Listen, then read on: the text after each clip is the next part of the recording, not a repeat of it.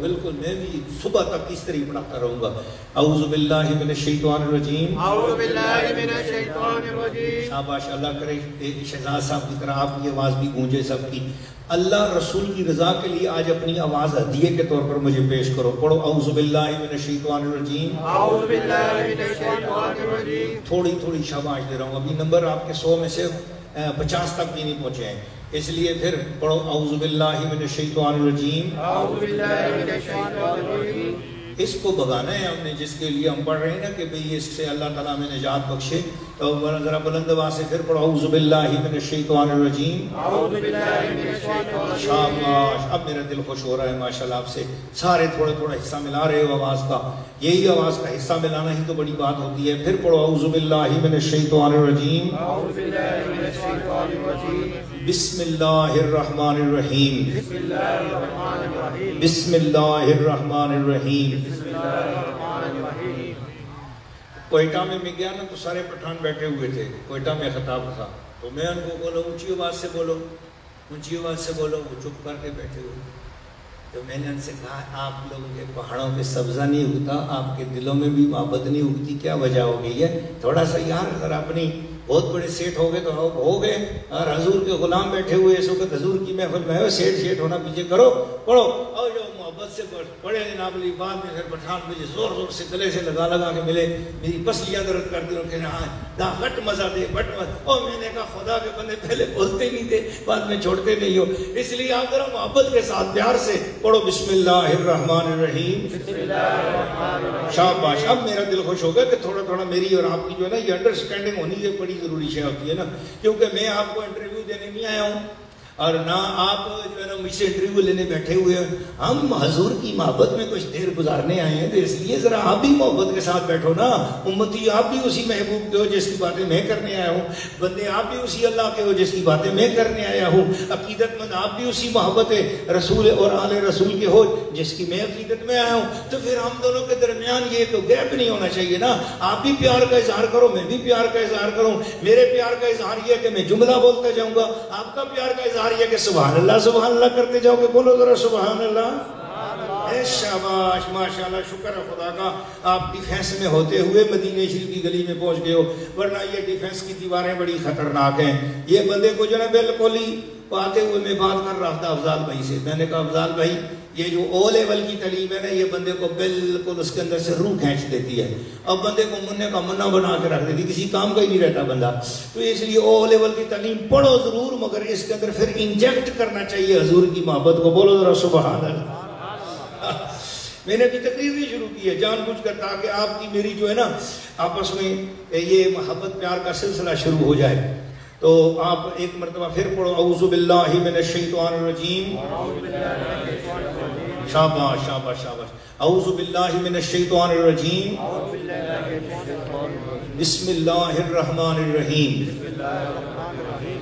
ذالک الذی.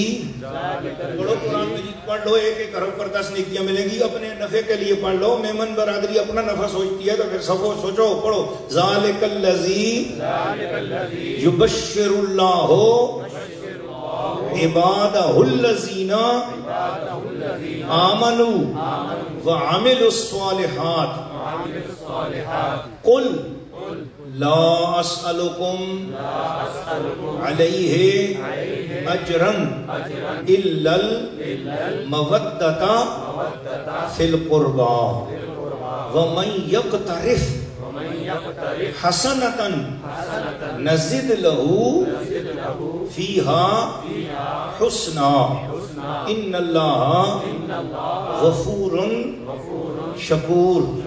صدق اللہ العظیم. ان اللہ و ملائکتہ یصلون علی النبی. حق آخری نبی. یا ایھا الذین آمنوا صلوا علیہ وسلموا تسلیما. اللہم صل وسلم وبارک علی سیدنا مولانا محمد بعدد ما فی جمیع القرآن حرفا حرفا وبعدد کل حرفا الفا الفا. یا اللہ یا رحمان یا رحیم. بسم اللہ الرحمن الرحیم. سب سے پہلے اللہ وحدہ لا شریک کا شکر ہے. اللہ اکیلا ایک ہے اور اس کی ذات اور صفات میں کوئی بھی شریک نہیں. اللہ ایسا ایک ہے، اللہ ایسا ایک ہے کہ کوئی ایک بھی اس ایک جیسا نہیں ہے، اور وہ احد ایک ہے، احد ایک ہے۔ اللہ واحد ہے مگر احد کے معنی میں ہے۔ اللہ ایک ہے مگر ایسا ایک نہیں کہ جس سے پہلے زیرو کا حصہ ہو، بلکہ اللہ تعالیٰ ایسا اکیلا ایک ہے کہ اس سے پہلے کسی کے 0% ہونے کا بھی کوئی تصور نہیں ہے۔ اس لیے ہمارا عقیدہ ہے کہ اللہ اول، اللہ ایسا اول ہے لا ابتداء لہ، اس کی کوئی ابتدا نہیں ہے۔ اللہ آخر، اللہ سب سے بعد میں ہے، اللہ سب سے آخر ہے۔ ولا انتہا لہ، اللہ کی انتہا بھی کوئی نہیں، اس کی ابتدا بھی نہیں، اس کی انتہا بھی نہیں۔ ایسا رب ہمارا اللہ ہے، اور تو بولو ذرا سبحان اللہ۔ ہمارا اللہ ایسا ہے۔ This is the introduction of our Almighty Allah۔ اللہ ہمارا ایسا ہے، لا ابتداء لہ ولا انتہا لہ، نہ تو اس کی انتہا ہے نہ ہی اس کی ابتدا ہے، پر وہ پھر بھی اول ہے، پھر بھی وہ آخر ہے۔ تو جب اس کی ابتدا نہیں تو اول کیسا ہے؟ جب اس کی انتہا نہیں تو پھر آخر کیسا ہے؟ تو فرمایا جب ہر ایک آخر کی آخر ہو جائے گی، پھر جو آخر بچے گا وہ اللہ ہوگا۔ اور جب ہر ایک کی ابتدا ہوئی تھی، ہر ایک کی ابتدا ہوئی تھی، اور ہر ایک کی ابتدا والے سے جو پہلے تھا وہ اول اللہ تھا۔ بولو ذرا سبحان اللہ۔ یہ ہے، اس معنی میں اول ہے اور اس معنی میں آخر ہے، ورنہ اللہ تعالیٰ اول ہونے سے بھی پاک ہے اور آخر ہونے سے بھی پاک ہے، مگر یہ مخلوق کی وجہ سے سمجھانے کے لیے اول اور آخر کہا گیا ہے۔ اب بولو سبحان اللہ۔ یہ ہماری توحید ہے جو ہمیں ہمارے گھر سے بعد میں ملی ہے، مدینہ شریف سے پہلے ملی ہے۔ بولو ذرا سبحان اللہ۔ میں نے ایک اشارہ کیا ہے، محبت کا نظارہ کرایا ہے آپ کو۔ یہ وہ عقیدہ توحید ہے جو ہمیں ہمارے گھر سے بعد میں ملا ہے، ہمیں ہمارے مدرسے سے بعد میں ملا ہے، ہمیں ہماری مسجد سے بعد میں ملا ہے، ہمیں ہمارے مولوی صاحب سے، پیر صاحب سے، بزرگوں سے ہمیں یہ عقیدہ بعد میں ملا ہے۔ پہلے پیروں تک یہ عقیدہ مدینہ شریف سے آیا ہے۔ بولو سبحان اللہ۔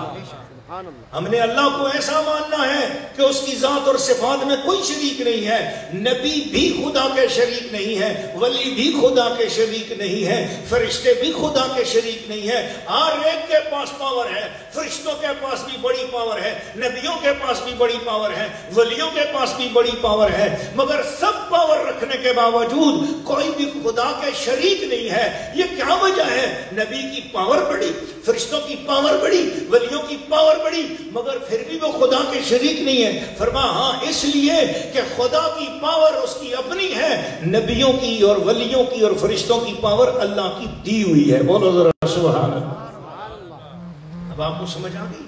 تو جب یہ عقیدہ سمجھ میں آ گیا کہ اللہ بھی پاور والا، نبی بھی پاور والا، فرشتے بھی پاور والے، اولیاء اللہ بھی پاور والے، تو پتہ چل گیا ان کی پاور اللہ کی عطا سے ماننا شرک نہیں ہے۔ حضور صلی اللہ علیہ وسلم نے ایک مرتبہ پوچھ دیا عزرائیل سے، اے عزرائیل، بڑے بڑے فرشتے بیک وقت، تم اتنے بڑے بڑے فرشتوں کے بیچ میں خدا نے تمہیں فرشتوں میں رسول بنایا ہے، اے عزرائیل یہ بتاؤ اس کائنات میں لوگ مرتے ہیں، شہروں میں، ملکوں میں بیک وقت ایک ہی ٹائم پہ دنیا کے مختلف جگہوں پر لوگ مرتے ہیں، تو سب جگہ پر کیسے پہنچ جاتا ہے؟ حضور کا سوال پوچھنا بالکل اسی طرح تھا۔ کوئی یہ نہ سوچے حضور کو پتہ نہیں تھا اور حضور معلومات لینے کے لیے اسرائیل سے سوال کر رہے ہیں۔ یہ سوال بالکل اسی طرح تھا جس طرح موسیٰ علیہ السلام طور پہ تھے اور اللہ نے پوچھا ہے موسیٰ تیرے دائیں ہاتھ میں کیا چیز ہے؟ اور موسیٰ علیہ السلام نے کہا یہ میری لاٹھی ہے، اس سے میں بکریوں کو بھی چراتا ہوں، پتے بھی جھاڑتا ہوں، اور بھی بہت سارے کام لے لیا کرتا ہوں۔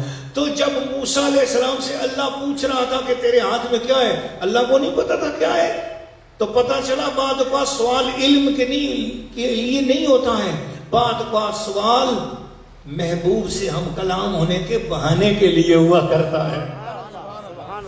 تو اللہ تعالیٰ نے اپنے سونے محبوب کو وہی طریقہ بتایا، اور حضور علیہ السلام نے اسرائیل سے بات کرنے کو ذرا لمبا کیا تاکہ اسرائیل کو ہم سے شرف کلامی نصیب ہو جائے۔ حضور نے خود عزت دی اور حضور نے فرمایا بتاؤ اسرائیل اتنے سارے لوگ بیک وقت مرتے تو سب کی روح کیسے نکال لیتے ہو؟ اب یہ جو میں حدیث سنا رہا ہوں نا، کوئی یہ پوچھے پتہ نہیں پیر صاحب حدیث جو سنا رہے صحیح ہے کہ نہیں ہے۔ اب میں یہ حدیث جو سنا رہا ہوں نا، تو ہمارے فرقے تو تین چار بڑے بڑے فرقے ہیں نا، باقی سب ان کی آگے شاخیں ہیں نا، بڑے فرقے شیعہ سنی وہابی، بھائی یہی دین ہے نا، سب کی کتابوں میں یہ حدیث شریف موجود ہے۔ ہوں بولو ذرا سبحان اللہ۔ بھائی یہ تین چار ہے نا، آگے سب ان کی شاخیں ہیں نا، تو سب میں یہ حدیث موجود ہے جو ایسی آپ کو بات سنا رہا ہوں۔ اب حضور صلی اللہ علیہ وسلم نے فرمایا بتا بھائی اب وقت دنیا میں سب جگہ لوگوں کی روح نکلتی ہے، اے اسرائیل تو سب جگہ کیسے پہنچ جاتا ہے؟ تو ایک ہے اور روح بہت سارے لوگوں کی نکلتی ہے، تو کیسے پہنچ جاتا ہے؟ جواب اسرائیل نے دیا بارگاہ رسالت میں، مگر ہم سب کی عقلیں کھولنے والا جواب ہے۔ حضرت اسرائیل علیہ السلام نے کہا یا رسول اللہ، اللہ نے پوری زمین میرے لیے پلیٹ کی طرح کر دی ہے، جس طرح پلیٹ میں پڑا ہوا لقمہ انسان کے اپنے دسترس میں ہوتا ہے، کھانے والے کے سامنے ہوتا ہے، جہاں سے چاہے لقمہ اٹھا لے۔ یا رسول اللہ پوری زمین اللہ نے میرے لیے پلیٹ کی طرح کر دی ہے، جس کو اللہ اشارہ کرتا جاتا ہے میں اس کو اٹھاتا چلا جاتا ہوں۔ بولو ذرا سبحان اللہ۔ اتنا ڈھیلا بولے ہو کہ جیسے پتہ نہیں آپ نے میرے ساتھ جو ہے نا وہ کیا سسٹم کر رکھا ہے کہ آپ میری بات کیوں نہیں مانتے؟ میں تو آپ کا استاد جی ہوں نا، میری بات مانو نا۔ بولو ذرا سبحان اللہ۔ دیکھو نا ریحان شاہ صاحب اتنے پیار سے بولتے ہیں نا، کتنے اچھے لوگ ہیں نا یہ ماشاءاللہ۔ اتنی پیار سے ریحان شاہ صاحب نے خطاب کیا، نعت شریف سنائی، اور اتنی نعت شریف کے اندر بھی ایک درس تھا اور بیان تھا کہ ہر شعر کے اندر حضور کی عشق جھلک رہا تھا۔ محبت والو، اسرائیل علیہ السلام نے کیا فرمایا؟ یا رسول اللہ، اللہ نے ساری دنیا کو پلیٹ کی طرح بنا دیا، جہاں سے چاہتا ہوں لقمہ اٹھا لیتا ہوں۔ اب اس پر حضور صلی اللہ علیہ وسلم جواب میں جو بتانا چاہ رہے تھے، سوال جس کی خاطر بنایا، حضور نے جواب دیا، فرمایا ان اللہ تعالی رفع لی الدنیا وانا انظر الیہا کانما کفی حاذی الی یوم القیامت جمیعا۔ اے مسلمانوں، آپ میں سے جو کلمہ پڑھنے والا ہے اس کو رسول اللہ کا فرمان سنا رہا ہوں۔ شیعہ سنی دیوبندی وہابی سب کی کتابوں کے اندر یہ حدیث شریف موجود ہے۔ اب محبت والے تیرے اوپر قرضہ ہے کہ تو سنے اپنے نبی کی شان اور پھر چپ کر کے کیوں بیٹھا رہے؟ پھر تیرا کام ہے تو بول رہا محبت کے ساتھ سبحان اللہ۔ اللہ کے محبوب نے فرمایا او اسرائیل، تیرے لیے پلیٹ جتنی دنیا اللہ نے بنائی ہے، یہ میرے اللہ کی قدرت ہے کہ اسرائیل کے لیے پوری دنیا پلیٹ جتنی ہے، پر مجھے اللہ نے رحمت للعالمین بنایا ہے۔ یہی ساری کائنات جو تجھے پلیٹ جتنی لگتی ہے، اللہ نے اس کو اٹھا کر میری ہتھیلی پہ رکھ دیا ہے، میرے لیے ہتھیلی کی طرح ہے، اور میں یہاں سے بیٹھ کر پوری کائنات کو اس طرح دیکھ رہا ہوں جس طرح کوئی بندہ اپنی ہتھیلی کو دیکھ رہا ہو۔ نعرہ تکبیر، اللہ نعرہ رسالت، یا رسول اللہ۔ سبحان اللہ، سبحان اب مجھے بتاؤ یہ ڈیفینس حضور کی ہتھیلی پہ ہو گیا کہ نہ ہو گیا؟ بولنا ذرا سبحان اللہ۔ اور تو اور میں، اللہ نے کتنی عزت دے دی ہے، یا رسول اللہ نے آپ کو کتنی عزت دے دی ہے۔ تو جہاں کہیں بیٹھا ہوا حضور فرما رہے تو میری ہتھیلی پہ ہے۔ بول ذرا سبحان اللہ۔ سبحان اللہ۔ ہے جی، حضور سے عقیدہ لو۔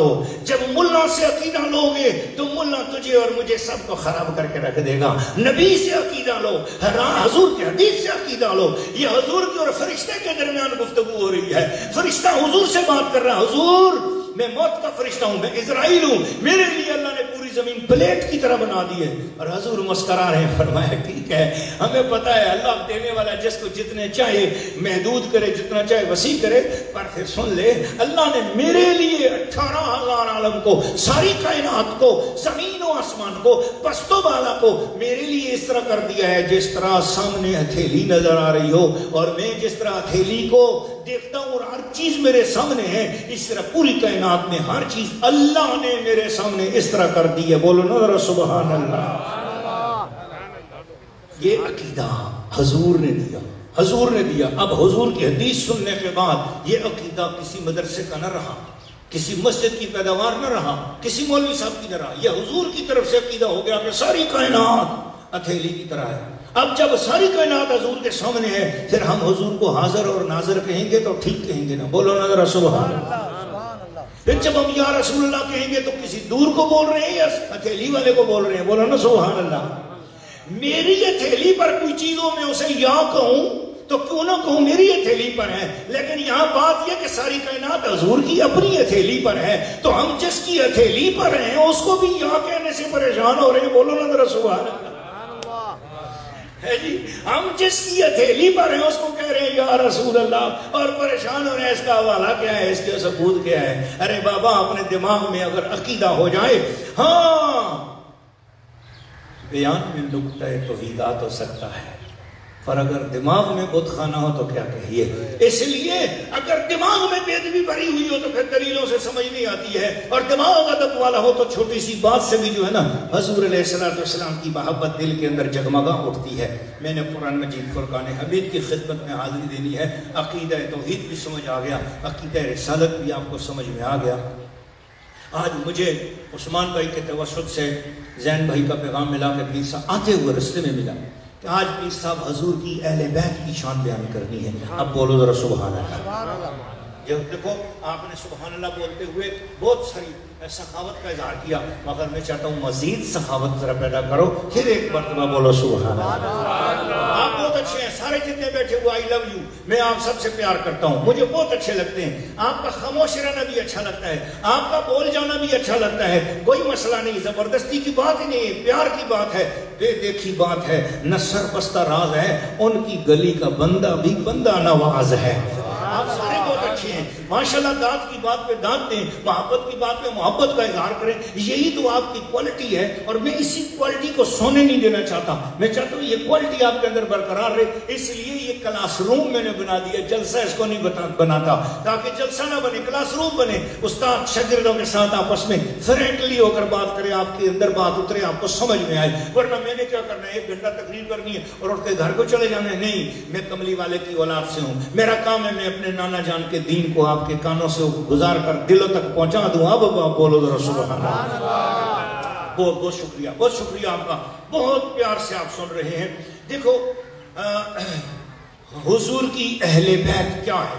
میں نے آج ایسے عنوان پہ جو گفتگو شروع کرنی ہے نا، میرے پیارے واٹر بورڈ کے ایکسین صاحب ابرار اویسی صاحب بیٹھے ہیں بڑی محبت کے ساتھ، اور آپ سب پیار کے ساتھ بیٹھے ہوئے ہیں. علامہ محسن صاحب، اللہ کرے آپ کو پوری تقریر میں دوبارہ کوئی کام نہ پڑے، ایسے پیار سے بیٹھے رہو. اللہ کرے کوئی کام نہ پڑے آپ کو، اللہ کرے سارے کام بھول جائیں. یہاں آپ اٹھ کے جاتے ہو نا، میرے دل میں ٹھس ٹھس ہوتا ہے، یار اس کو کیا ہو گیا، پریشان ہو گیا. اللہ کرے ادھر بیٹھے رہو چپ کر کے، سارے بولو آمین، بولو سبحان اللہ. دیکھو نا، مجھے ڈسٹرب نہیں کرنا آپ نے، کیونکہ میں نے آج آپ کے ساتھ ایسے انداز میں گفتگو کرنی ہے کہ ابرار صاحب مجھے پرسوں ہو گیا سنتے ہوئے، 20-25 سال سے مجھے سن رہے ہیں. لیکن میں اہل بیت پر آج جو گفتگو کروں گا یہ خود میری زندگی کا بھی پہلا بیان ہے. بولو سبحان اللہ. نہ مجھے اتنی رپلائی نہیں چاہیے تھی، مہربانی کرو. نہ خدا کا واسطہ ہے، بولو سبحان اللہ. میرے ہاتھ جڑے ہوئے، اللہ کا واسطہ ہے بولو یار. یہ آپ ماسک نہیں اتارو، خدا کا واسطہ اتارو ماسک کو یار. نہیں ہوتا ہے کرونا، نہیں مرو گے انشاءاللہ. آج اہل بیت کے صدقے بیٹھے ہوئے ہیں، بولو اونچی آواز میں سبحان اللہ. آئی لو یو. بہت شکریہ. اس طرح کا ریپلائی مجھے دیتے رہنا ہے آپ نے، ٹھیک ہے. میں تب چلنے والا ہوں، میں کبھی بھی جو ہے نا ون سائیڈڈ چلنے کا عادی نہیں ہوں. شروع سے بچپن سے ہی نا میں چاہتا ہوں مرید بھی وہ جو پیر کے ساتھ بات کرے، شاگرد وہ جو استاد کے ساتھ بات کرے. میں یہ چاہتا ہوں مقرر وہ ہے جو خاطبین ہو، مخاطبین سارے اس کے ساتھ بات کریں. جناب میں ساؤتھ افریقہ میں گیا، وہاں میں نے تقریر کی، سامنے بیٹھے چپ کر کے میں نے آخر ان نان مسلموں کو بھی بلوایا اور یہ بولے، ایسے بولے. تقریر میں نے ایک کی ہے جلسے میں سے 18 بندوں نے اٹھ کر کملی والے کا کلمہ پڑھ لیا. الحمدللہ. ہاں تو محبت والے آپ تو میرے مسلمان بھائی، میرے پیارے دل کے ٹکڑے ہو. میں نے عرض یہ کرنا ہے کہ آج اہل بیت کے عنوان پر میری گفتگو ہے، تو میں اس پر ذرا عقلی انداز سے، میں نے کہا میری زندگی کا یہ دس از دا فرسٹ لیکچر. میں نے اپنی زندگی کے اندر اہل بیت کے حوالے سے تقریباً کچھ نہیں 900 سے زیادہ تقریریں کی ہوں گی. میں نے 900 سے زیادہ، لیکن میری ان 900 تقریروں میں یہ بات نہیں آج جو میں بیان کر رہا ہوں. پہلی بار آج آپ کے سامنے یہ گفتگو ہو رہی ہے. اب تو آپ کہہ دو نا سبحان اللہ. ماشاءاللہ. بہت شکریہ، بہت شکریہ. سب بولے. میرا محسن کی آواز نہیں آئی، مجھے وہاں سے بیٹھے ہوئے تھی. آپ کو کہ پیر صاحب اچھا پاس بٹھایا، بولتا ہی نہیں ہے، اس لیے اس کی خاطر آپ بولو. میں دیکھتا ہوں آپ کی آواز اونچی ہے یا اس کی آواز، یہ بولو سبحان اللہ. اب وہ بولو بولا ہے، اب بولا ہے اور بلوانا ہے میں نے آپ کو اپنے ساتھ دوستی کے رنگ میں رکھنا ہے میں نے انشاءاللہ۔ دیکھو ہم اہل بیت کو کیوں مانیں؟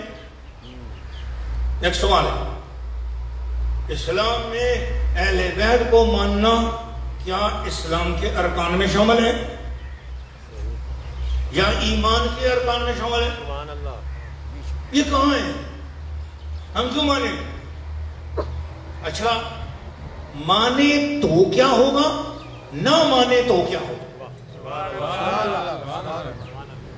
یہ ہے آج کی گفتگو ہماری، اسی سینیریو کے آر پار گھومے گی۔ بس میں نے اپنے آپ کو محدود کر دیا، ورنہ اہل بیت کا ٹاپک ایسا ہے ادھر ہی بیٹھے بیٹھے فجر کی نماز ہو جائے گی، تو میں نے اپنے آپ کو زیادہ پھیلانا نہیں، میں نے اپنے آپ کو محدود کر لیا، سکیڑ لیا، تاکہ آپ لوگوں کو بہت جلدی بریانی تک رسائی نصیب ہو جائے۔ اس لیے میں نے کوشش کرنی آپ کو زیادہ تنگ نہیں کروں گا، مگر جتنی دیر میں آپ کے ساتھ گفتگو کروں اتنی دیر آپ ادھر ادھر بریانی کو یاد کیا یا پانی کو یاد کیا یا کوئی اٹھا ادھر، میں پھر آپ لوگوں کو جو ہے نا یہ سمجھوں گا کہ آپ لوگ شاگرد ہو کر استاد کا حق ادا نہیں کرتے ہو، ذرا یہ وجہ ہے، اور مسئلہ کوئی نہیں، آپ اٹھو ضروری کوئی کام ہو تو کوئی مسئلہ نہیں، لیکن اس سے بڑا اور کیا ضروری کام ہو کہ جو دین کے اتنے اہم ٹاپک پر میں گفتگو کر رہا ہوں اور آپ توجہ کے ساتھ سن رہے ہو، یہ بہت ہی اچھی بات ہے۔ دیکھو اہل بیت کے ساتھ ہم محبت کیوں کریں؟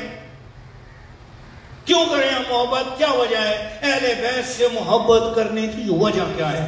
اور اہل بیت ہیں کون اور کتنے ہیں؟ کس سے محبت کرنی ہے اور کیسے محبت کرنی ہے؟ یہ ایک سوال ہے۔ ایک بالکل بندہ نان مسلم میرے پاس آیا، میں تھا شارجہ میں، کسی کے ہاں قیام تھا، میرا ٹھہرا ہوا تھا، تو ایک جگہ ہم نے تقریر کی چھپ چھپا کے، کیونکہ وہاں پر سر عام جلسہ کرنا منع ہے، چھپ چھپا کے ہم تقریر کر رہے تھے، جیسے آج آپ سارے اس طرح لگے جیسے چھپ چھپا کے بیٹھے ہوئے ہیں۔ اس لیے میں آپ سے کہہ رہا ہوں کہ ذرا کھلا بیٹھو، کم از کم یہاں کی گورنمنٹ تو شارجہ کی طرح نہیں ہے۔ تو وہاں میں تقریر کر رہا تھا، تو تقریر میں اس بندے نے مجھے چٹ بھیج دی، اس نے کہا حضرت صاحب یہ بتاؤ یہ سیدوں سے اہل بیت سے ہم کیوں پیار کریں؟ یہ پیار کرنا کہاں لکھا ہوا ہے؟ کیا قرآن میں ہے؟ کیا حدیث میں ہے؟ اس کا کیا حوالہ ہے؟ کیا ہم سیدوں سے اور آل رسول سے کیوں پیار کریں؟ اس پیار کرنے کا اسلام میں سٹیٹس کیا ہے؟ تو یہ سوال وہ تھا کہ جس نے مجھے ہلا کے رکھ دیا۔ میں نے کہا بدے نے سوال کیا، میں نے کہا آپ کون ہو؟ اس نے کہا میں نیو مسلم ہوں جی۔ میں نے کہا کس کے ہاتھ میں اسلام قبول کیا ہے؟ مجھے ذرا ایڈریس بھی پتہ چلنا چاہیے تاکہ میں اسی لیول کے حساب سے آپ سے بات کروں۔ اس نے کہا میں نے جو وہ پیس ٹی وی والا جو ڈاکٹر ذاکر نے کہ میں نے ان کے ہاتھ پہ اسلام قبول کیا۔ اوہ میں نے کہا اچھا ٹھیک ہے، شروع سے ہی ایڈریس پتہ معلوم ہو گیا، مجھے اچھا ہو گیا، میں اسی لیول پر جا کر آپ سے بات کر سکتا ہوں۔ تو میں نے کہا بھائی اس طرح ہے کہ یہ جو ہماری محفل اس وقت سجی ہے یہ تو ہے 11ویں شیعہ کی غوث پاک کی، لہذا مجھے اس پر بات کرنے دو۔ محفل ختم ہوتی ہے تھوڑی دیر بعد 15-20 منٹ بعد پھر تو اور میں اکیلے بیٹھیں گے، 2 گھنٹے لیے میرے 4 گھنٹے لیے میں تجھے دے دوں گا تاکہ دوسرے ڈسٹرب نہ ہو، تو اور میں ہم آپس میں بحث کرتے رہے، باقی گھر جلسہ پریشان ہو تو اچھا نہیں۔ تو ہم اکیلے بیٹھے تو ہمارے ساتھ 8-10 بندے اور بھی بڑے اچھے لوگ شامل ہوئے، ان کا یہ گفتگو چونکہ بہت اچھی ہے، ہم بھی بیچ میں بیٹھنا چاہتے ہیں۔ میں نے کہا کوئی مسئلہ نہیں، سارے بیٹھ گئے۔ میں نے اس کو یہ بولا، میں نے کہا میں نے اگر آپ کو 10 روپے دیے اور آپ مجھے تھینک یو نہیں بول سکے اور میں مر گئے،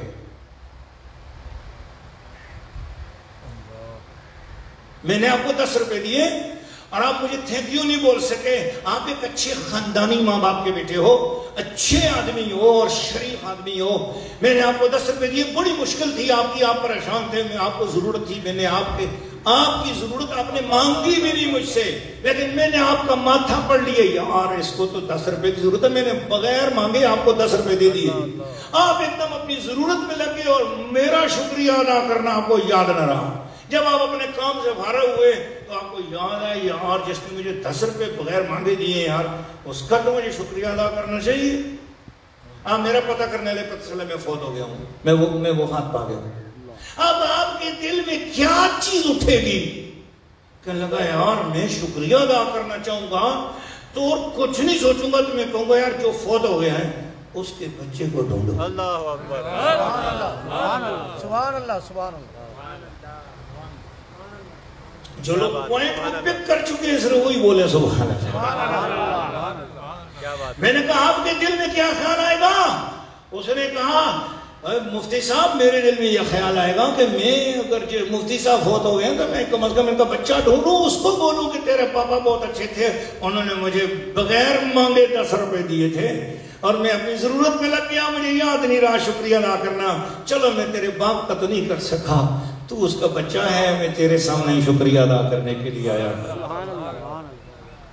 رسول اللہ صلی اللہ علیہ وسلم کو معلوم تھا کہ میری قیامت تک آنے والی امت کو جب میری طرف سے فری میں خدا کی بخششیں ملیں گی، خدا کی رحمتیں ملیں گی، توحید ملے گی، رد شرک ملے گا، میری امت کو قرآن کا علم ملے گا، ان کو عزت ملے گی، وہ پاسٹ کی ہسٹری پہ نظر ڈالیں گے کہ مانگ کے بھی جو چیزیں نہیں ملتی تھیں کسی نبی سے، وہ بن مانگے اس نبی کے در سے مل رہی ہیں، تو امت بھٹکے گی، پریشان ہوگی کہ نبی کو جا کے شکریہ تو ادا کریں، مگر نبی کیسے؟ نبی تو دنیا سے پردہ کر چکے، اب کیا کریں؟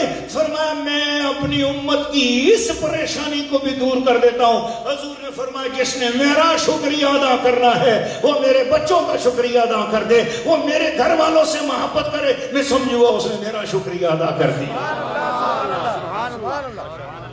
ابھی یہ ایک پوائنٹ ہی تھا، وہ بندہ کہنے لگا مفتی صاحب رائٹ، بالکل میرے دل میں یہ بات اتر گئی ہے، مجھے سمجھ آ گئی ہے کہ اللہ نے نبی کے ساتھ ہمیں آل رسول کی امت عطا کی۔ آپ میں سے جس کا پوائنٹ کلیئر ہوا ہے وہ کہے ذرا سبحان اللہ۔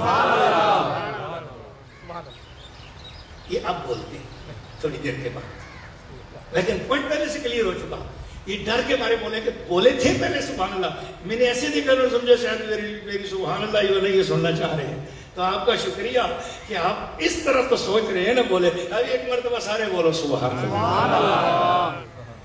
اللہ کے نبی کو معلوم تھا کہ کائنات میرا تھینک یو، میرا شکریہ، میری بیسٹوڈ کا، میری بینیڈکشن کا، میری عطاؤں کا، میری سکھاؤں کا، میری بن مانگے عطاؤں کا جب ادراک کرتی چلی جائے گی کہ میں اپنے گھر میں بیٹھا ہوں اور میں سوچتا ہوں کہ مجھے خدا سے ڈر لگ رہا ہے، خدا سے ڈر لگ رہا ہے، اور میں خدا سے ڈرتا ہوں، میں ڈر رہا ہوں، میں نے گناہ بڑے کیے، میں ڈر رہا ہوں، خدا سے ڈر لگ رہا ہے، ڈرتے ڈرتے بس تھوڑا سا میری آنکھوں میں نمی آئی ہے، بس نمی سی آئی ہے، کپ کپی آئی اور آنکھیں ڈر گئی ہیں میری، ڈر گیا ہوں کہ اللہ میں نے بہت گناہ کیے، بڑی نافرمانیاں کی ہیں، اب اس ڈرنے سے کیا ہوگا مجھے؟ یہ تو میں آج 1500 سال بعد ڈر رہا ہوں نا، اور ڈرتے ڈرتے اللہ سے میری آنکھوں میں نمی آئی ہے۔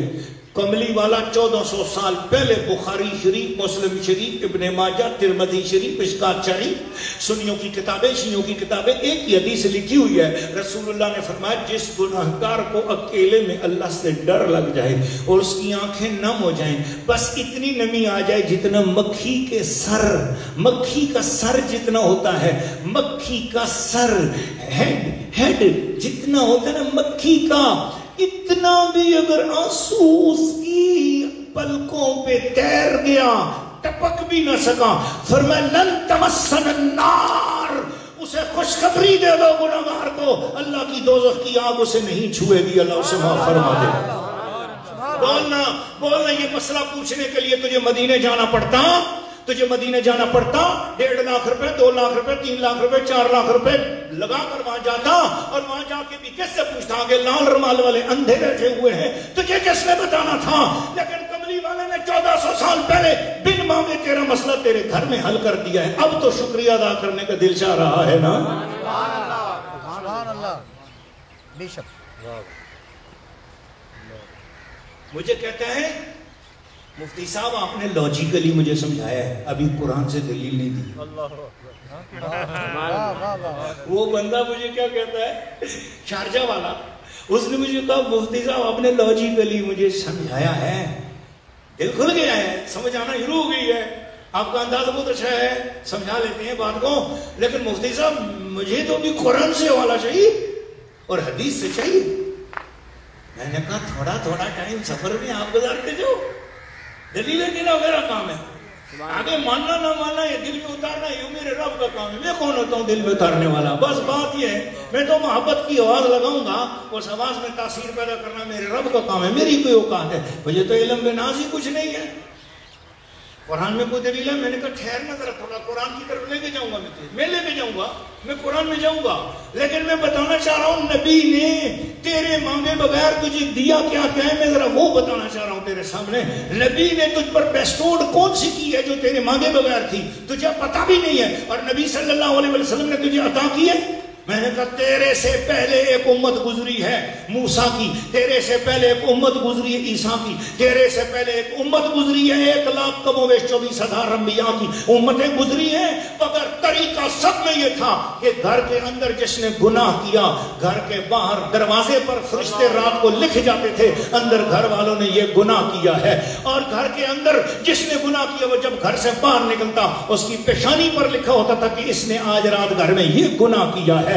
ہاں، اور پھر اگر اس گناہ کو دوسری یا تیسری بار کرتا تو اس کی دم پیدا ہو جاتی تھی، سینگ نکل جاتے تھے، شکل یا کتے یا خنزیر کی طرح ہو جاتی تھی، یا ریچھ اور بندر بن جاتا تھا. لیکن جب کملی والے آقا آئے حضور کو معلوم تھا کہ میری امت کتنے بڑے بڑے گناہ گھروں میں بھی کرے گی، کتنے بڑے بڑے گناہ یہ بازاروں میں بھی کرے گی. اللہ کے محبوب روئے 3 دن تک جبل سنا کے نوکیلے پہاڑوں میں روتے رہے، ناشتہ نہیں کیا، کھانا نہیں کھایا، رات کو کھانا بھی نہیں کھایا، 3 دن بھوکے پیاسے، صحابہ کو بھی نہیں پتا، اہل بیت کو نہیں پتا کدھر گئے ہیں حضور علیہ السلام. لوگ ڈھونڈتے سارے لوگ ادھر ادھر گئے. حضرت ابو ہریرہ رضی اللہ تعالیٰ عنہ کو ایک طریقہ معلوم تھا ڈھونڈنے کا، وہ گلیوں اور بازاروں میں سونگھتے شروع ہو گئے، سونگھتے جب سلا کی وادیوں میں گئے، سونگھا تو شور مچا دیا، لوگوں اس وادی میں حضور کی خوشبو آ رہی ہے. مدینہ سارا ادھر پلٹ پڑا. ابو بکر صدیق دوڑ رہے ہیں، عمر فاروق دوڑ رہے ہیں، عثمان غنی دوڑ رہے ہیں، مولا علی دوڑ رہے ہیں، حسن دوڑ رہے ہیں، حسین دوڑ رہے ہیں، طلحہ دوڑ رہے ہیں، عبد الرحمن دوڑ رہے ہیں، زبیر دوڑ رہے ہیں، مادی کرب دوڑ رہی ہے، صحابہ اکرام دوڑتے چلے جا رہے ہیں، سب دوڑتے چلے جا رہے ہیں. شکر ہے حضور کا پتہ چلا. لیکن آگے کیا ہوا؟ دیکھا تو ایک گڈریا ہے کھڑا ہے، چرواہا ہے، رو رہا ہے. اس سے کہا یہ کیا ہوا، تم کیوں رو رہا ہے؟ بابا کہتے 3 دن ہو گئے یہ میری بکریوں نے چرنا چھوڑ دیا ہے. اوپر غار میں کوئی بندہ روتا ہے، اس کے رونے کی ایسی آواز ہے، یہ بکریاں روتی ہیں، ان کو دیکھ کر میں بھی رو رہا ہوں. لوگ سمجھ گئے ہوگا حضوری ہوں گے. بڑی مشکل سے چڑھائی چڑھتے میں نے اس غار کی زیارت کی ہے، صلا کے پہاڑ کی، اس غار کی میں نے زیارت کی ہے. اسی کے اندر غار، اس کا نام آج کل غار مرسلات ہے. سورہ مرسلات وہاں نازل ہوئی. یہ جبل منا کے اندر بھی یہ پہاڑ ہے، منا کے اندر مرسلات والا مکی صورت ہے، اور اس کو بھی مرسلات اس لیے کہتے ہیں، مرسلات بھی دوسری مرتبہ نازل ہوئی. یہ مدینہ شریف کا پہاڑ ہے. تو یہاں ایک اور سورت بھی نازل ہوئی، سورۃ والضحیٰ کی آیت بھی یہاں پر اسی غار میں نازل ہوئی، اور وہ آیت سورۃ شورا والی وہ بھی اس میں نازل ہوئی. ابھی جو آپ کو سنانا ہوا، اب حضور صلی اللہ علیہ وسلم کے یہ صحابہ اکرام چڑھتے چڑھتے دیکھا اندر غار میں سے نا قطرہ قطرہ قطرہ قطرہ ایک آنسوؤں کا بہار آ رہا ہے، اور حضور ہچکیاں لے کر رو رہے ہیں.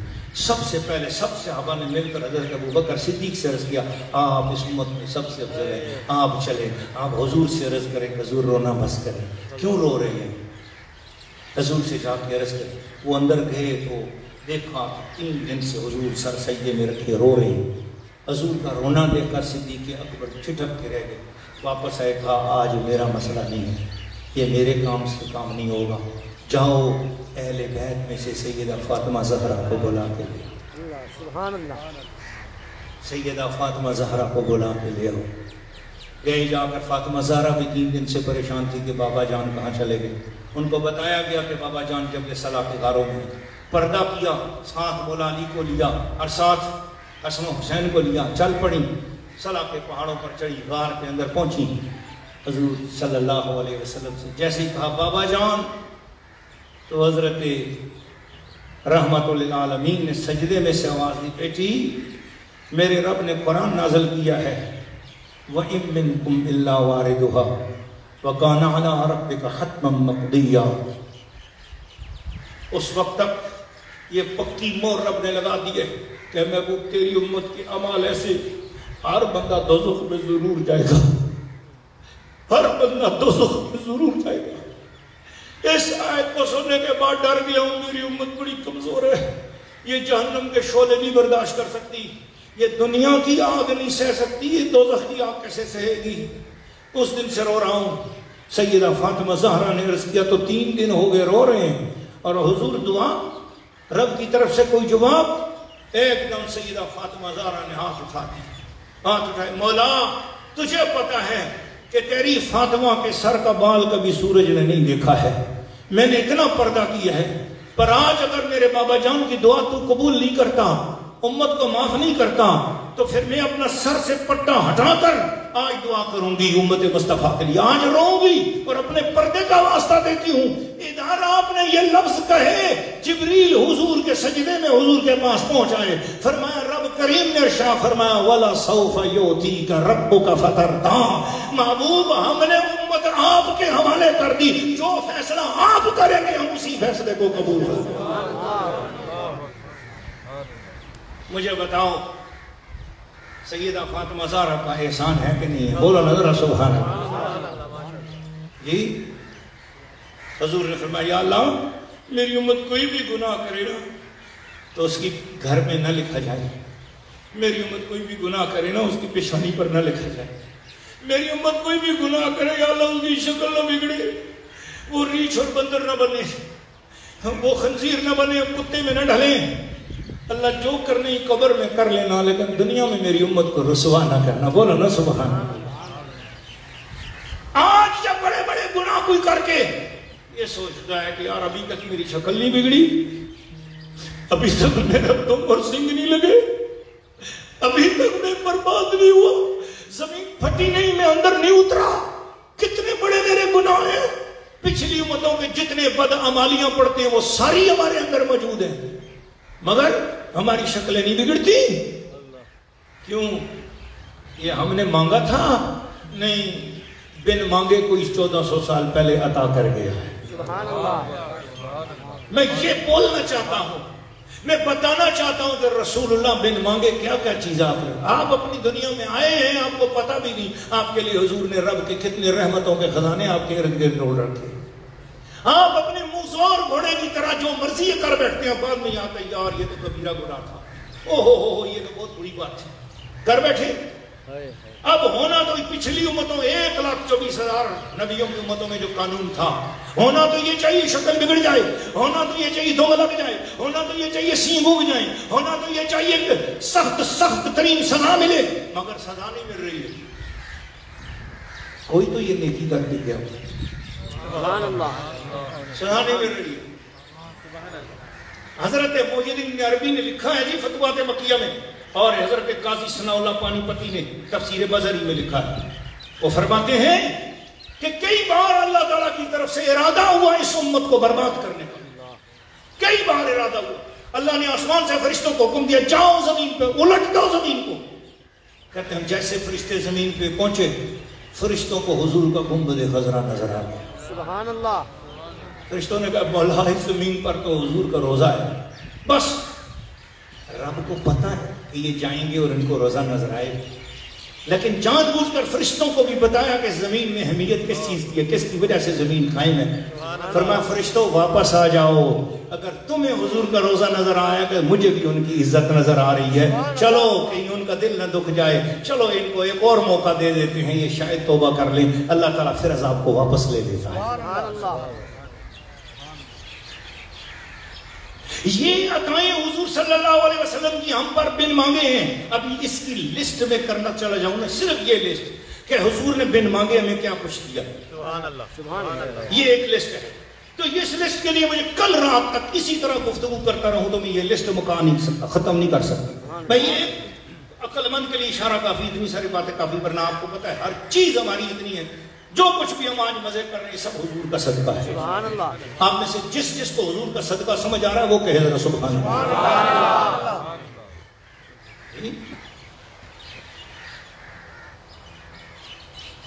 نہ مال اولاد دا صدقہ، نہ کاروبار دا صدقہ، اسی تے کھانے ہیں یارو خدا دے یار دا صدقہ۔ یہ کرم نوازیاں حضور کے توسط سے ہم پر ہو رہی ہیں۔ میں جب اتنی بات کی نا وہ شارجے والا بندہ چیخیں مار کر رونے لگا، کہنے لگا سمجھ آتی جا رہی ہے۔ میں نے کہا نہیں تو نے میرے اوپر ادھار چھوڑا تھا کہ آپ یہ عقلی بات کر رہی ہیں، ابھی قرآن کی آیت نہیں بتائی، تو میں تجھے اب قرآن کی آیت بتاتا ہوں۔ یہ ہے پارہ نمبر 25 اور پارہ نمبر 25 کی سورہ شورا ہے اور سورہ شورا کی آیت نمبر 23 ہے۔ اللہ تعالیٰ ارشاد فرما رہا ہے ذالک الذی یبشر اللہ عبادہ الذین، یہی وہ وجہ ہے، یہی وہ چیز ہے جس کی وجہ سے خوشخبری دی جائے ان لوگوں کو جو ایمان لائے، وعملوا الصالحات، جنہوں نے عمل کیے نیک۔ اللہ تعالیٰ مطالبہ کر رہا ہے صرف اور صرف ان لوگوں سے جنہوں نے کلمہ پڑھا، ایمان لائے اور نیک عمل کیے۔ یہ مطالبہ صرف ایمان والوں سے ہو رہا ہے۔ پلیز پلیز پلیز آپ کو واسطہ ہے اللہ رسول کا، میری بات پہ غور کرو۔ یہ قرآن میرے ہاتھ میں ہے، پارہ نمبر 25 ہے، سورت کا نام شورا ہے، آیت نمبر 23 ہے۔ اللہ فرما رہا ہے صرف اور صرف وہ لوگ جنہوں نے ایمان لایا اور نیک عمل کیے، میں ان سے مخاطب ہوں۔ کیا؟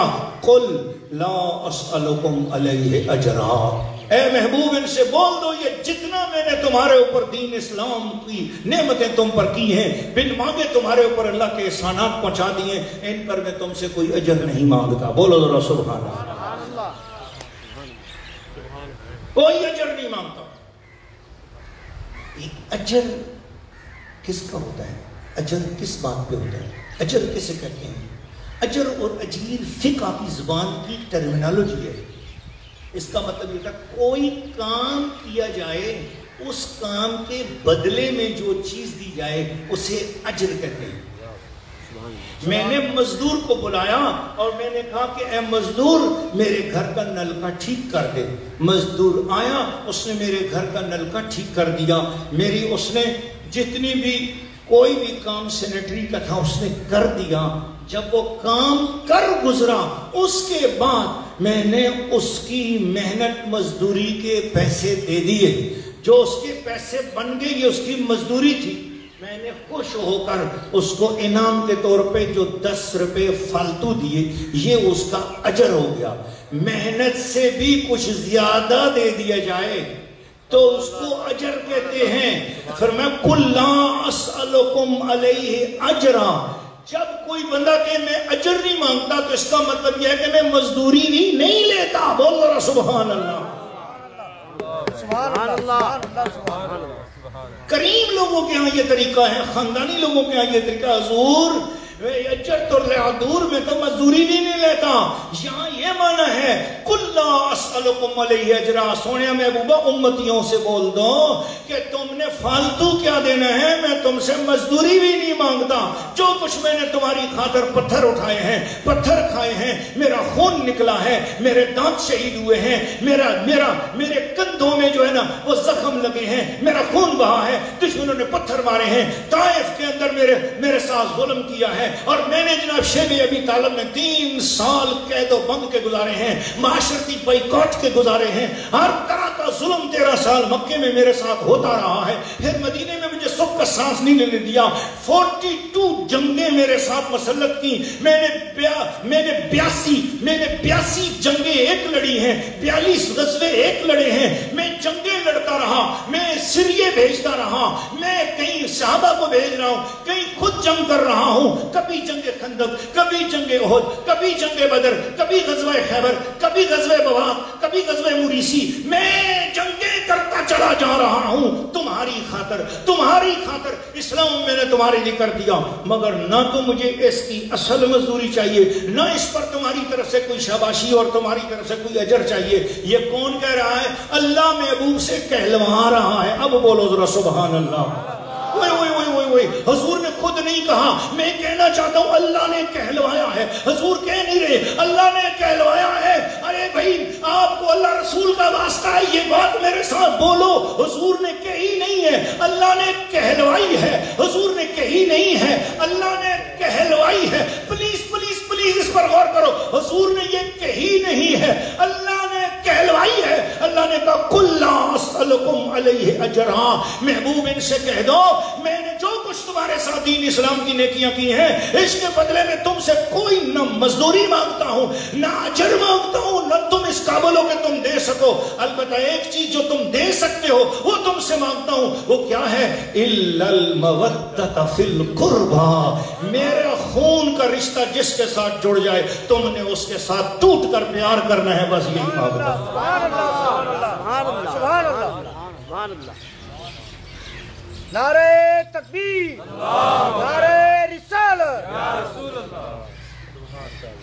میری بلڈ ریلیشن جس کے ساتھ ہو جائے اس کے ساتھ تم نے پیار کرنا ہے، اور پیار بھی محبت والا نہیں، مودت والا۔ واہ واہ واہ سبحان اللہ۔ سید ریحان شاہ صاحب مجھے چھیڑ رہے ہیں پیار کے ساتھ، بولو ذرا سبحان اللہ۔ ان کے ساتھ ہم نے رمضان ریحان رمضان ٹرانسمیشن کیا، ماشاءاللہ بہت ہی پیارا، بہت ہی خوبصورت اور روحانی۔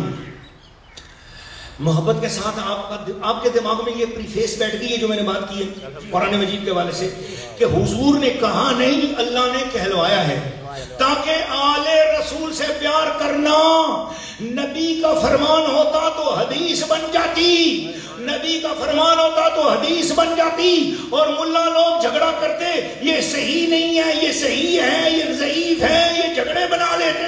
رب نے فرمایا سونیا پیار تیری آل کے ساتھ ہو، اسے میں صحیح اور ضعیف کے درجے میں رکھنا ہی نہیں چاہتا، میں قرآن بن کے اتارنا چاہتا ہوں، قرآن بنا کے اتارنا چاہتا ہوں، قیامت تک کے لیے پتا چل جائے کہ رب چاہتا ہے کہ جس کی رگوں میں نبی کا خون دوڑ رہا ہو تم نے اس کے ساتھ ٹوٹ کر پیار کرنا۔ بے شک۔ اب ایک بات ہے کہ ریحان باپو نے میرا اس طرف رخ موڑ دیا ہے کہ مودت اور محبت کس کو بولتے ہیں، تو مجھے بولنا ہے کہ محبت اسے کہتے ہیں جو کسی حد تک جا کے باقی رہے، بچ جائے، اپنے آپ کو سلامت واپس لے آئے۔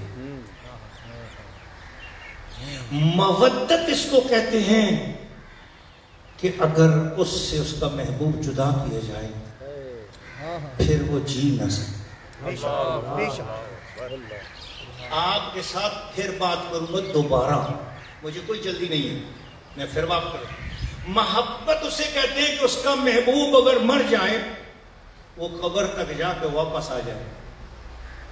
ماں کو اولاد سے بڑی محبت ہوتی ہے، اولاد مر جاتی ہے ماں بہت روتی ہے، بہت روتی ہے، لیکن جنازے تک ساتھ جاتی ہے، قبر تک، مگر جیسے ہی قبر پہ مٹی پڑتی ہے آخر ماں کو بھی، باپ کو بھی، بھائی کو بھی، بہن کو بھی مڑنا پڑتا ہے، اس لیے وہ مودت نہیں ہے، یہ محبت ہے۔ بولو سبحان اللہ سبحان اللہ سبحان اللہ سبحان۔ اور یہ کوئی تانا نہیں ہے، کوئی میڑا نہیں ہے، نہیں، اللہ نے ہمیں محبت ہی کرنے کا حکم دیا ہے نا، ماں سے، باپ سے، اولاد سے، بچوں سے محبت کا ہی حکم دیا، مودت کا دیا نہیں ہے، اس لیے ہم اس کے ساتھ، اس کے بغیر جی سکتے ہیں۔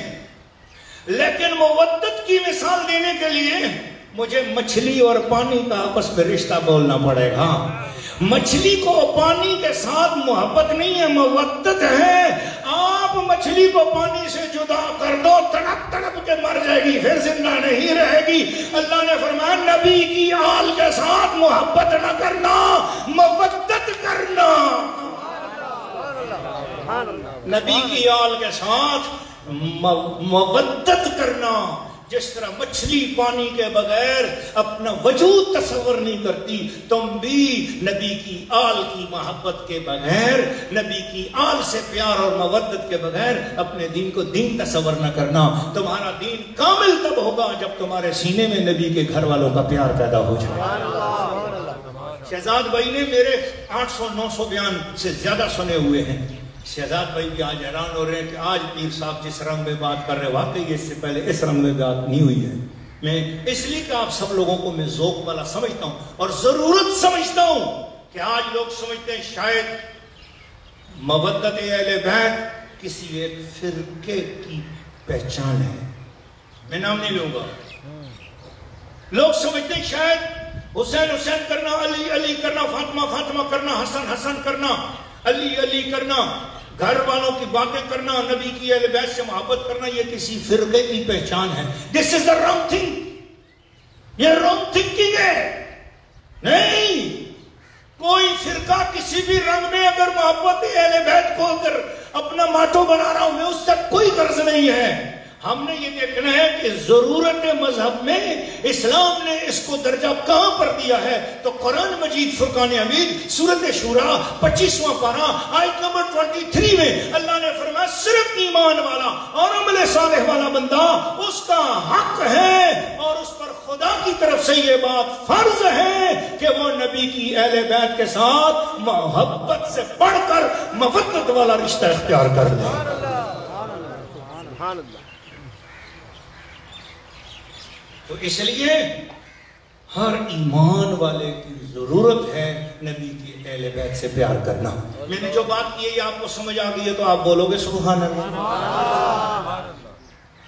اب میں آگے چلتا ہوں بس تھوڑے سے آگے، اور اب میں آپ کو ذرا ایک بات سمجھ میں آ گئی کہ محبت اہل بیت سے کیوں کی جائے. آپ کو سمجھ آ گئی کہ دراصل یہ خدا کا آرڈر ہے. بولو ذرا سبحان اللہ. یہ کسی فرقے کی ایجاد نہیں ہے. This is the order of Almighty اللہ. یہ اللہ کی طرف سے آرڈر ہے قرآن مجید کے اندر. ابھی میں اس کے قرآن مجید کے اندر اور بہت ساری کمال کرتے ہیں. آپ ذرا سنیں، آپ مجھے تھوڑا سا ٹائم دے اور حوصلے والے بن جائیں. بریانی گری کہیں آپ کے دلوں میں نہ آ جائے نا، تو صرف قرآن مجید سے یہ فقیر ابھی 100 آیتیں آپ کو سنا سکتا ہے. اور بولو ذرا سبحان اللہ. ایک ہے اور وہ بھی کھول کے سنائیے تاکہ آپ کو سمجھ آئے. ایسے ہی ترجمہ کر کے گزر جاتا آپ کو پتہ بھی نہیں لگنا تھا. میرا حق بنتا ہے کہ میں اس کو کھول کے سناؤں کہ اس کا پریفیس کیا ہے اور کس کنٹیکسٹ میں یہ قرآن مجید کی آیت کریمہ آئی ہے اور اللہ پاک نے یہ آیت کریمہ کو نازل کیا. واقعہ یوں ہوا کہ صحابہ کرام نے دیکھا کہ نبی پاک کے خرچے اخراجات بہت زیادہ ہو گئے. حضور علیہ السلام کی ازواج ہیں، 9 حجرے تھے، 9 بیویاں تھیں سرکار دو عالم صلی اللہ علیہ وسلم کی، پھر ان کے رشتہ دار بھی، اور پھر 70-80 صحابہ کرام غریب جن کا کوئی رشتہ دار مدینے میں نہیں تھا، اور وہ جہاں سے بھی اسلام قبول کر کے آئے حضور کے دروازے پہ پڑ گئے. یہ مسجد نبوی کے اندر صفہ نام کا ایک چبوترا ہے، جو آپ میں سے حاجی گئے ہیں ان کو پتہ ہے. یہ اس جگہ پر 70 صحابہ کرام ہر وقت بیٹھے رہتے. ان کا صبح کا ناشتہ بھی حضور کے گھر سے آ رہا ہے، دوپہر کا کھانا بھی حضور کے گھر سے آ رہا ہے، رات کی روٹی بھی حضور کے گھر سے آ رہی ہے. کپڑے ہیں تو حضور ہی نہیں دینے ہیں، انتظامات کر بیمار ہو جائے علاج معالجہ بھی حضور نہیں کرنا ہے. اپنے ہی گھر والے حضور کے تھے ساتھ، یہ 70 لوگ بھی آ گئے. تو صحابہ اکرام نے اپنے ذہن میں سوچا کہ اللہ کے محبوب صلی اللہ علیہ وسلم نے اتنے سب کے اخراجات کرنے ہیں، تو ہمارا کام بنتا ہے کہ ہم حضور صلی اللہ علیہ وسلم کی خدمت میں جا کے مال پیش کریں اور کہیں کہ یا رسول اللہ، جو آپ نے ہمیں دین دیا، اسلام دیا، اس کے بدلے میں یہ مال حضور آپ کو پیش کر رہے ہیں تاکہ آپ اپنے اخراجات کو اچھے طریقے سے چلا سکیں. تو وہ اپنا مال لے کر حضور کی بارگاہ میں آئے، اور پورے مدینے شریف سے اکٹھا کیا ہوا مال تھا. آج کے دور سے اربوں روپے سمجھ لو اس کو، اربوں روپے لے کر حضور کی بارگاہ میں بڑے بڑے صحابہ کرام اپنی آدھا بزنس لے کر حضور کی بارگاہ میں پہنچ گئے. یا رسول اللہ، یہ میرا بزنس، وہ فلاں باغ، وہ میرے اونٹ، وہ میری بکریاں، وہ میرے جانور، وہ حضور میری تجارت، وہ میرے چمڑے کا سامان، وہ میرے خوشبو کا سامان، وہ حضور وہ جو میری شام کی تجارت اور وہ میری مصر کی جو تجارت، حضور اس سب کا 50% حضور ہر مہینے آپ کی خدمت میں پیش ہوتا رہے گا. بڑے بڑے بزنس مین اپنا آدھا مال لے کر اربوں روپے حضور کے سامنے لا کر پیش کر دیے. اللہ کے محبوب نے فرمایا یہ کیا ہے؟ انہوں نے کہا حضور جو آپ نے دین ہمیں پیش کیا ہم اس کے بدلے میں یہ پیش کرنا چاہ رہے ہیں. ابھی حضور چپ تھے تو قرآن کی یہ آیت نازل ہو گئی. سبحان اللہ. آپ کو سمجھ آ گئی ہے؟ اب آپ کو یہ پورا واقعہ سمجھ آیا کہ آیت اللہ نے نازل کیوں کی ہے کہ لوگ اپنا مال دینا چاہ رہے ہیں حضور کو، اور اللہ کہہ رہے ہیں مجھے نہیں چاہیے میرے محبوب کے لیے مال، میں اپنے محبوب کا خود کفیل ہوں، میں محبوب کی ساری ضرورتیں، اس کے دروازے پہ آنے والے فقیروں کا خیال بھی میں نے کرنا ہے. تم چھوڑو اس بات کو، نہیں اپنے پیسے اپنا مال واپس لے کر جاؤ، مجھے صرف تمہارے دلوں میں محبوب کی اولاد کا پیار چاہیے. اب آپ کو یہ واقعہ سارا سمجھ میں آ گیا، قرآن کی آیت بھی سمجھ میں آ گئی. اب میں آپ سے حوالہ پوچھنا چاہتا ہوں تاکہ مجھے پتہ چلے کہ میری جتنی باتیں کی ہوا میں نہیں کی ہیں، بندوں کے ساتھ کی ہیں اور ان بندوں نے غور سے سنا ہے. یہ پارہ نمبر کون سا ہے؟ نہیں 25 بندے ہی تو کم از کم بولے اونچی آواز میں. کتنا ہے پارہ نمبر 25. سارے کیوں نہیں بولتے اونچی آواز میں بولو. فرشتے لکھ رہے ہیں کہ یار انہوں نے حضور کی محبت آل کی محبت میں یہ سنا ہے قرآن تو میری بھی بخشش کا سامان. کیا پتہ میں یہاں سے باہر نکلوں مر جاؤں تو کم از کم مجھے یہ تو ہوگا میں سرکار کی حال پر قرآن سنا کر آیا ہوں الحمدللہ. شاید یہی بیان میری بخشش کا سامان بن جائے گا انشاءاللہ. اس لیے بتاؤں مجھے پارہ نمبر 25. سارے بولو پارہ نمبر 25. سورت کا نام کیا ہے؟ عاشورا. سورت کا نام کیا ہے؟ پھر بولو اونچی آواز میں. آیت نمبر کیا ہے؟ آیت نمبر 23. ماشاءاللہ. بس میری گفتگو اپنے اختتام کو اس لیے پہنچی کہ میں نے دروازے سے داخل ہوتی ہے کہ نورانی ہستی کو دیکھ لیا ہے. حضور قبلہ الحاج بشیر احمد صاحب فاروقی اپنی محبتوں کے ساتھ اپنے روحانی کمالات اور برکتوں کے ساتھ اس محفل کو منور کرنے کے لیے رونق افروز ہو ہی چکے ہیں. ان کی آمد مبارک نے جو ہے مجھے پابند کر دیا کہ آپ نے اپنی تقریر کو بالکل اختتام تک لے جانا ہے اور چند ہی باتیں کرنی اور گفتگو کو اختتام تک لے جانا ہے کیونکہ ہم نے ان کی دعا مبارک سے اپنی پوری اس بیان کو منور کرنا ہے. الحمدللہ. حضور میں نعرہ لگاتا ہوں آپ جواب دیں. نعرہ تکبیر. اللہ اکبر.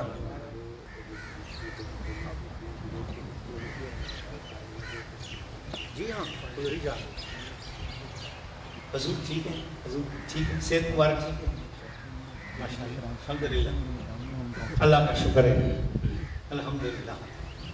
میں نے نعرہ لگایا تھا آپ نے جواب نہیں دیا. نعرہ تکبیر. اللہ اکبر. نعرہ رسالت. نعرہ غوثیہ. اس طرح ہوشیار ہو کے بیٹھا کرو. اور مجھے بھی پتا ہے کہ میرے شاگردوں نے کتنا بولا ہے کون سے ٹائم پہ بولا ہے نہیں بولا. بات میں ادھر سن رہا تھا توجہ آپ کی طرف تھی. اب تو کہہ دو ذرا سبحان اللہ. بس میں اپنی گفتگو کے اختتام تک چلا گیا. کیا ہوا؟ حکم آل رسول سے پیار کرنے کا کس میں آیا ہے؟ آل رسول سے پیار کرنے کا حکم کہاں پہ آیا ہے؟ نہیں بولو نا آپ اونچی بات میں کیوں نہیں بولتے؟ میں قرآن مجید سنایا میری آپ بات کو جو ہے نا اس نے پیار سے تو سنو نا. محبت سے پیار سے کرنا تو جواب دینا بھی آپ کو فرض ہے. اونچی بات میں بولو. محبت آل رسول سے کرنے کا حکم کہاں پہ آیا ہے؟ قرآن مجید میں حوالہ بھی آپ کو یاد کرا دیا. 25واں پارہ ہے سورۃ شورى ہے آیت نمبر 23 ہے. یہ دیکھیں میں نے قرآن مجید کو اس لیے طے کر دیا تاکہ میں کہیں اور دوسری بات ہی میں نے چلا جاؤں کیونکہ میں نے اپنے گفتگو کو اینڈ تک جانا ہے. اب مجھے بتاؤ میں نے وہ شاہجہاں والے بندے سے عرض کیا. میں نے کہا آپ کو سمجھ میں آ گیا قرآن میں اللہ نے حکم کتنا اہم کر کے دیا ہے. تیری نماز کی قیمت بھی آل رسول سے پیار ہے. تیرے روزے کی قیمت بھی آل رسول سے پیار ہے. تیرے حج کی قیمت بھی آل رسول سے پیار ہے. یاد رکھنا قبول ہی تب کچھ ہونا ہے جب تم نے آل رسول سے پیار کرنا ہے. آل رسول سے پیار نہ کرو گے تو کیا ہوگا؟ اب بات آ گئی اس سے سوال کی. آل رسول سے پیار کرنا جب اتنا فرض ٹھہر گیا اتنا اہم ٹھہر گیا میں نے کلندر بریلی سے پوچھا. میں نے کہا امام محمد رضا ہمیں بتا دے نبی کی آل کے بچوں کے لیے ہم اپنے ذہن میں عقیدہ کیا رکھیں؟ تو امام محمد رضا نے کہا تیری نسل پاک میں ہے بچہ بچہ نور کا. تو ہے عین نور تیرا سب گھرانہ نور کا. ہم نے عقیدہ یہ رکھنا ہے کہ بے شک آل رسول اسی تندور سے روٹی کھاتے ہیں جس سے ہم لے کے منگواتے ہیں. اسی کو بریانی ہم بھی کھاتے ہیں وہ بھی کھاتے ہیں. پانی ہم بھی پیتے ہیں وہ بھی پیتے ہیں. لیکن ہمارے اور آل رسول کے درمیان یہ فرق ہے کہ بکری بھی گھاس چرتی ہے ہرنی بھی گھاس چرتی ہے. بکری بھی وہیں سے پانی پیتی ہرنی بھی وہیں سے پانی پیتی ہے. مگر بکری جو کچھ کھاتی ہے اس سے مگنیاں بنتی ہیں. ہرنی جو کچھ کھاتی ہے اس سے خوشبو اور کستوری بنتی ہے. تو کہا ہم بھی جو کچھ کھاتے ہیں اس سے ہم بھی جو کچھ کھاتے ہیں پیتے ہیں اس سے ہمارا گوشت پوشت بنتا ہے. لیکن جب آل رسول کچھ کھاتے پیتے ہیں اس سے ہماری بخشش کا سامان بن رہا ہوتا ہے. بے شک. اعلیٰ حضرت امام احمد رضا خان فاضل بریلوی رحمۃ اللہ تعالیٰ علیہ کی ایک بات یاد آئی. ایک سید صاحب تھے اور وہ حکم نوش فرماتے تھے. ان کی خوشی کے لیے اعلیٰ حضرت بھی ایک سرکار کا شہزادہ ہے. اعلیٰ حضرت نے بھی گھر میں حکم رکھ لیا کہ چلو یہ بیچارہ یہ سید ہے غریب ہے تو آتے ہیں میرے پاس سید صاحب. تو اعلیٰ حضرت نے ان کی رضا کے لیے اپنی طبیعت نہ ہونے کی بھی باوجود حکم رکھ. اور شریعت میں بھی حکم چونکہ مباح کے درجے میں مکروہ تنزیہی تک آتا ہے اتنا زیادہ خطرناک معاملہ نہیں تھا. اس لیے اعلیٰ حضرت نے شیشہ گھر میں رکھ لیا. وہ آتے تھے سید صاحب وہ پیتے تھے. اعلیٰ حضرت ان کو شیشہ تھوڑا سا پلایا تھوڑا سا ایک دو آپ نے بھی اس کے کش لگا لی تو سید صاحب کے ساتھ دوستی تھی. تو اعلیٰ حضرت کا گھرانہ مبارک جو بریلی شریف میں نا اس کے دو حصے ہیں. ایک حصے میں سارے مرد ہی مرد بیٹھتے ہیں، مریدین آتے ہیں، مرد حضرات بیٹھتے ہیں، دوسرے حصے میں اعلیٰ حضرت کی فیملی رہتی تھی اور دو خواتین. تو اس طرح ہوا، عید قریب آنے لگی تو گھر کی ذرا سفیدیاں وغیرہ تھیں، تو اس لیے خواتین کو مردانہ حصے میں منتقل کر لیا اور مرد حضرات پہ پابندی لگا دی، اور خواتین کے حصے میں جو ہے نا صفائیاں وغیرہ ہو رہی تھیں، وہ رنگ و رغن میلاد شریف کی خاطر ہو رہا تھا. سید صاحب کو نہیں پتا تھا کہ آج اعلیٰ حضرت کے جہاں پر مرد حضرات بیٹھتے ہیں اس حصے میں آج اعلیٰ حضرت کی فیملی اور خواتین بیٹھی ہوئی. وہ سید صاحب بے دھڑک چلے آئے. جیسے ہی اندر تھوڑا سا داخل ہوئے ان کو محسوس ہوا کہ خواتین آپ واپس ڈر کے ہمارے واپس کے پتہ نہیں کیا ہوگا. اعلیٰ حضرت کا احترام بہت کرتے تھے سید، چنانچہ واپس چلے گئے. جیسے واپس مڑے اور اعلیٰ حضرت اوپر سے آئے، فرمایا دیکھا تو سید صاحب بڑے شرمندہ ہے کہ میں گھر میں کیسے چلا گیا. تو یہ شرمندگی ہوتی ہے، یہ کریم لوگوں میں، خاندانی لوگوں میں طریقہ کار ہوتا ہے کہ بغیر اجازت کسی کے گھر میں چلے جائے تو پھر ان کے چہروں پر ذرا شرمندگی کے آثار ہوتے ہیں. اور وہ سمجھ گئے اعلیٰ حضرت. کہا حضور کیا ہوا؟ کہا جی مجھے نہیں پتا تھا کہ اس طرف جو ہے نا خواتین ہے، میں بے دھڑک اپنے حساب میں چلا آیا، لیکن نہیں پتا تھا کہ آج اس طرف انتظامی طور پر خواتین کو ادھر رکھا ہوا ہے، مجھے پتا نہیں تھا. فرمایا نا حضور کہیں میں سرکار کی شفاعت سے محروم نہ ہو جاؤں. حضور اب آؤ، اب میرے اوپر واجب ہو گیا کہ میں اپنی بچوں میں آپ کو لے کر جاؤں. ہاتھ سے پکڑا سید صاحب کو اور اعلیٰ حضرت کھینچتے اندر لے گئے. فرمایا یہ دیکھو یہ غلام فاطمہ ہے، حضور یہ آپ کی بیٹی ہے، حضور یہ آج یہ رحمت بی بی ہے، یہ حضور میری اہلیہ ہے، حضور یہ اس کا یہ نام ہے، یہ غلام عائشہ ہے، حضور یہ ایک بچی ہے، یہ جویریہ ہے. حضور نے اعلیٰ حضرت نے ساری بچیوں ساری خواتین کا تعارف کرا. فرمایا حضور ان کے سر پہ ہاتھ رکھو. سید ہمارا باپ ہوتا ہے چاہے ایک دن کا بچہ کیوں نہ ہو. ہمارے بڑوں نے کہا سید ہمارے باپ کی طرح ہوتا ہے چاہے ایک دن کا بچہ کیوں نہ ہو. سرکار آپ نے جو یہ شرمندگی فرمائی، ویسے آپ نہ آتے تو کوئی بات نہ تھی، لیکن اب آپ شرمندہ ہو رہے ہیں کہ میرے گھر نہ آ جانے پر. حضور اب لے کے آئے اور آپ نے ساری اہل خانہ سے ملاقات کرائی اور سب کے سروں پہ ہاتھ رکھایا اور کہا شکر ہے خدا کا، کملی والے کی آل کا ہاتھ احمد رضا کے بچوں کے سر پہ آ گیا ہے. وہ پالکی والا واقعہ تو آپ نے سنا ہوا ہے، میرے پاس وقت نہیں ہے، میں وہ تو نہیں جا سکتا. اب میں آپ کو حضور کے فرمان، ابھی تک میں قرآن مجید کی آیت کی تشریح میں تھا، اب میں حضور کے فرمانوں میں چلتا ہوں.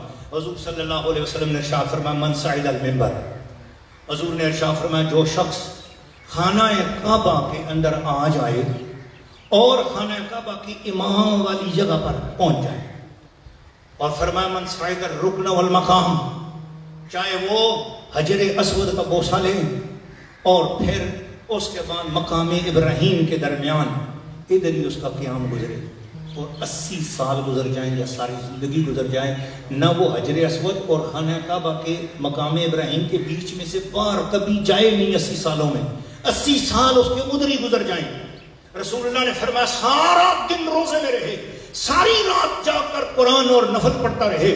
فرمایا وَهُوَ مُبْغِضٌ لِأَهْلِ بَيْتِي، اگر اس کے سینے میں میری اہل بیت کی محبت نہیں ہوگی اور میری اہل بیت کے پر طرف سے اس کا دل اگر میلا ہوگا، فرمایا اللہ اس کا کوئی نفل، کوئی روزہ، کوئی عبادت قبول نہیں کرے گا.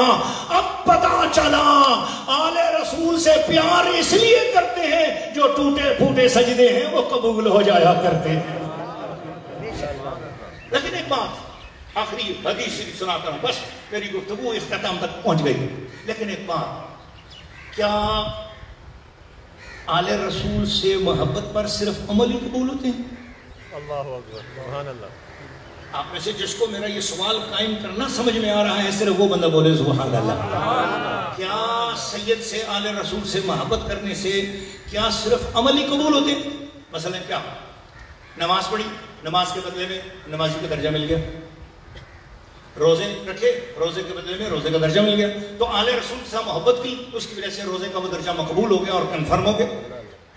آل رسول سے محبت نہ کی تو اس کے رد ہونے کا ڈر تھا، اور آل رسول سے محبت کی تو روزہ قبول ہو گیا، نماز قبول ہو گئی، حج قبول ہو گیا، نیکیاں قبول ہو گئی. کیا صرف آل رسول سے پیار کرنے کا مقصد یہی ہے کہ حج قبول ہو جائے؟ پلیز توجہ کیجیے کہ میں حضور صلی اللہ علیہ وسلم کی حدیث شریف کی تمہید باندھ رہا ہوں. اس حدیث تک آپ کو لے جانے کے لیے آپ کے ذہن میں ایک پریفیس بٹھانا چاہ رہا ہوں.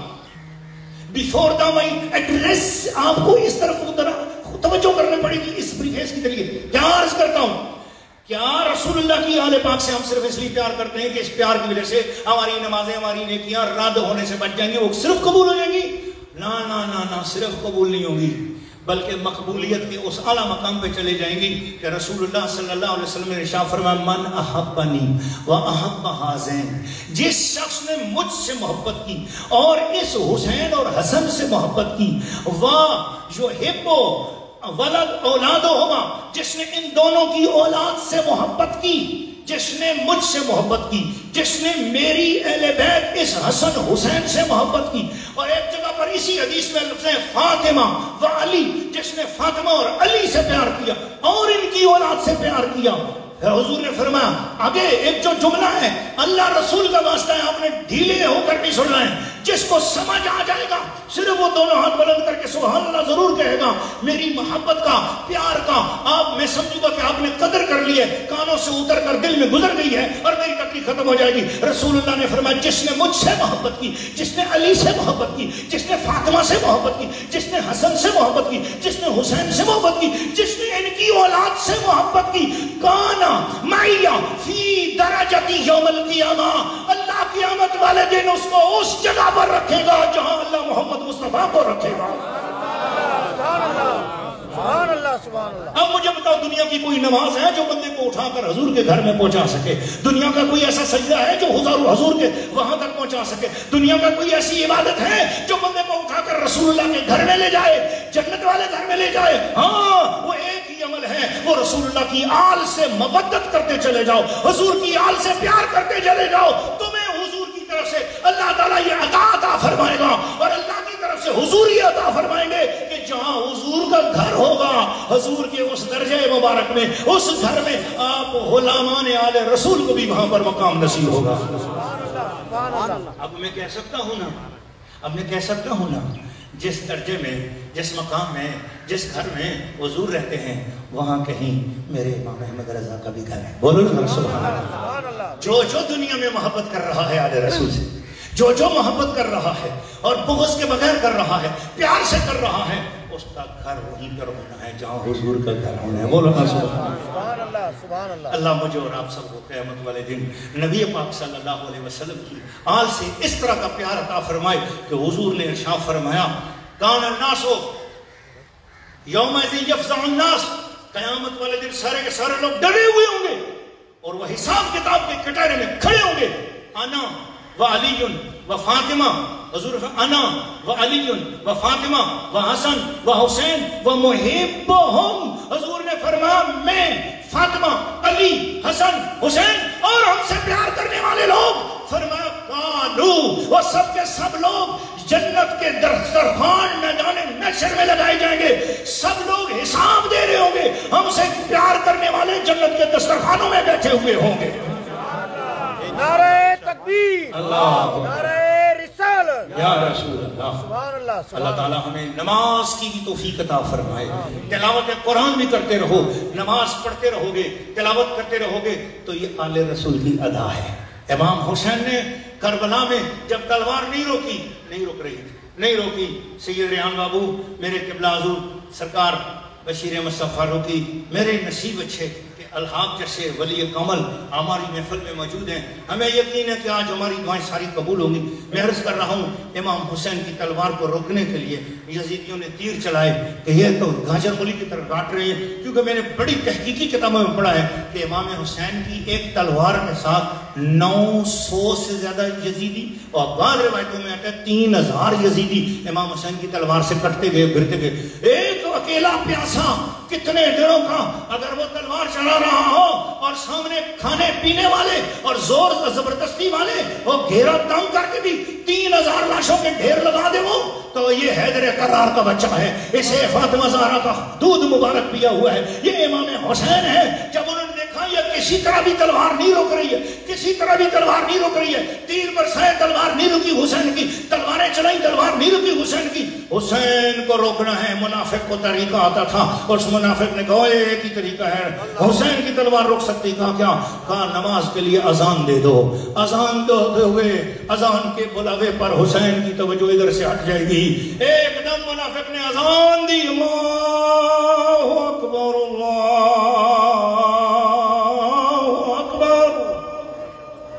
بس اذان کی آواز سنی، امام حسین کی توجہ ادھر ہو گئی، توجہ ہوتی گئی، انہوں نے حملہ کر دیا۔ امام حسین گھوڑے سے نیچے تشریف لے آئے، فرمایا ٹھہرو، مجھے زندگی کا آخری سجدہ کرنا۔ سبحان اللہ۔ حسین نے یزیدیوں سے کچھ نہیں مانگا تو صرف یہ کہ مجھے سجدہ کرنے دو۔ نماز کا خیال حسین کی تلوار کو بھی روک گیا، تیرا کاروبار بھی رکنا چاہیے، تیری ساری مصروفیت نماز کے لیے رکنی چاہیے۔ یہ آل رسول کا پیغام ہے۔ قرآن نیزے کی نوک پر بھی سنایا، آل رسول کا یہ پیغام ہے، قرآن کی تلاوت کسی حال میں نہ چھوڑنا، نماز کسی حال میں نہ چھوڑنا، دین پر ہر وقت عمل کرنا۔ یہی آج محبت آل رسول کا مقام بھی تھا اور یہی ان کا پیغام بھی ہے۔ وما علینا الا البلاغ المبین۔ سبحان اللہ، سبحان اللہ۔